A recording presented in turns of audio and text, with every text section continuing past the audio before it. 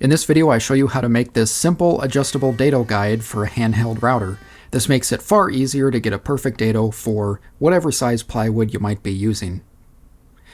Now I'm making this from 3/4 inch plywood, and I'm starting off by cutting 3 pieces, all at 15 inches, but you can pick whatever size you want for the guide you make.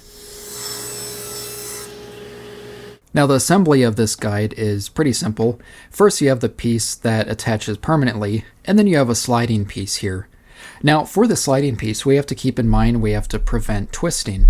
So to do this, I'm going to cut out just a 6-inch guide from some 1/4 inch plywood, although after making this, 3/4 inch would have been much better because it wouldn't bend. It would keep the sliding piece much more rigid at a 90-degree angle.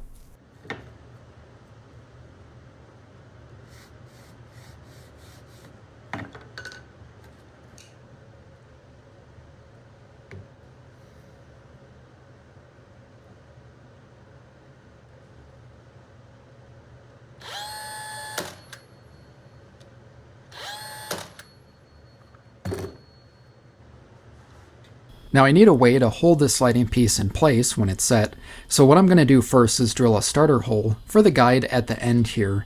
All I'm going to do is hold the pieces together so that it's at a nice 90-degree angle at the end of this board, and then I'm just drilling through a 1/4 inch hole, which will be the size I need for the bolt I'm using.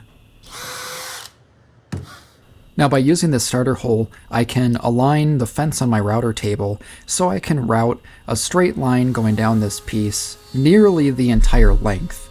Remember, I'm attaching that other piece at a 90-degree angle at the end, so you should route the slot to that piece, whatever width that might be.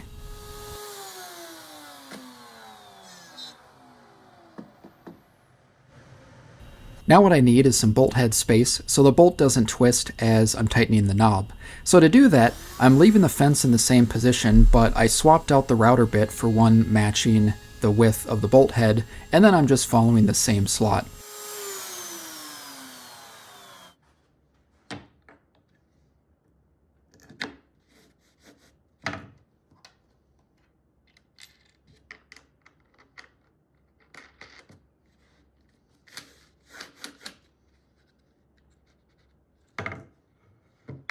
Like I mentioned before, this other piece has to be attached permanently at 90 degrees, so I'm just doing that now, once again just using some glue and brad nails.